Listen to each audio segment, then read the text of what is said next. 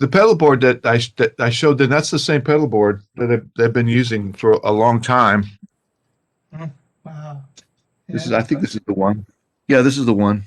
Mm-hmm. It's the same board. Essentially, I haven't changed anything on it. Oh, actually, no, I did. I changed, had a different fuzz with that white fuzz. Mm-hmm. That's a Maxon. It just has a lot of variety. It's something I don't really use that often, fuzz. And I have to say that when I'm,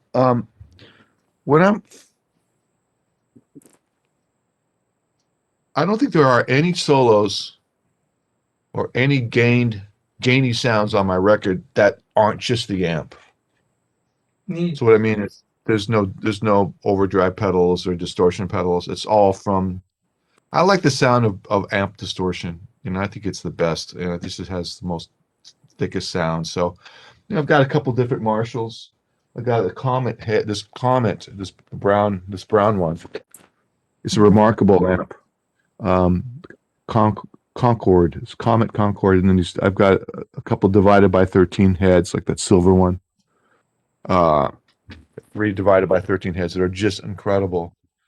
Uh, So I tend to see, I have a studio with a soundproof studio with the cabinets in this other room, so I'm able to crank them up, record anytime I want. You know. So that's the sound of my all the gain sounds are from amps that are turned up. Um, May I but if I'm interject another question relating to that? I noticed that you thanked Fractal Audio, someone from Fractal.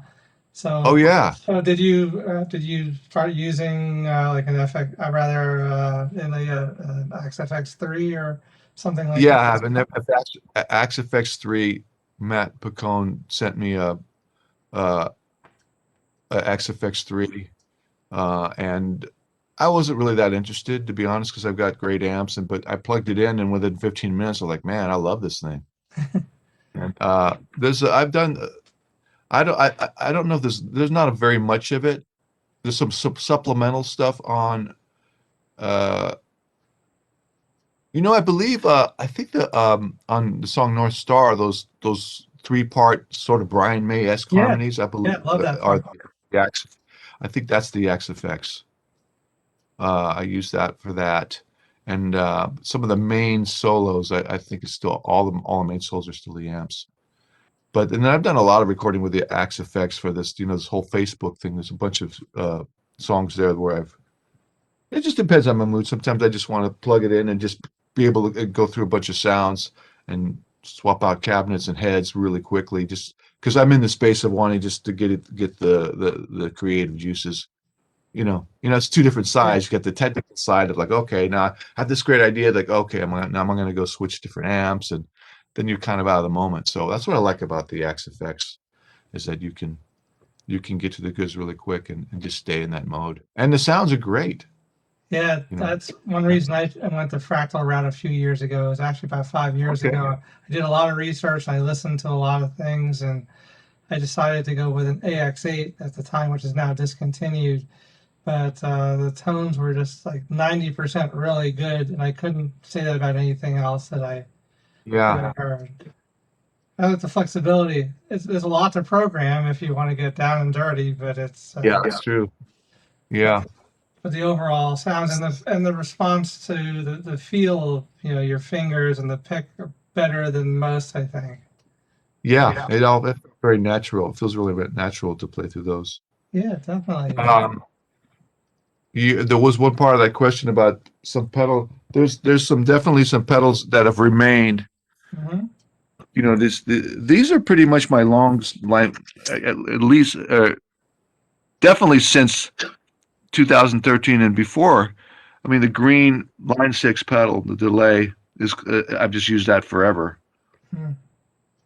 And that full drive 2 is something I've had for a very long time.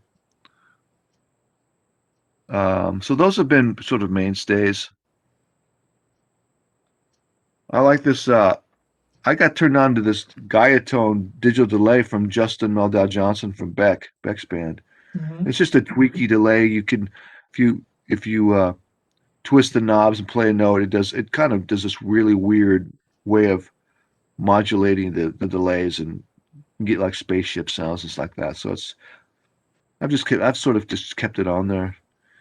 And I guess then something that's a little newer would be this Vemarin Shanks pedal.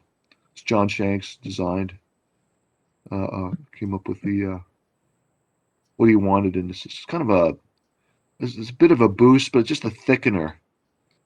Um, this is a bass compressor that I really like for guitar, EBS bass bass comp. And then it's kind of meat and potatoes. This the Mobius was just all swirlies, Mhm.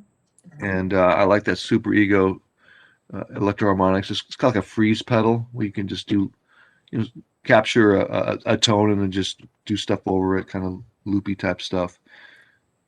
Yeah, it's all basic stuff here. Echo Rec is a really great sounding delay. I'm sure you're familiar with all these.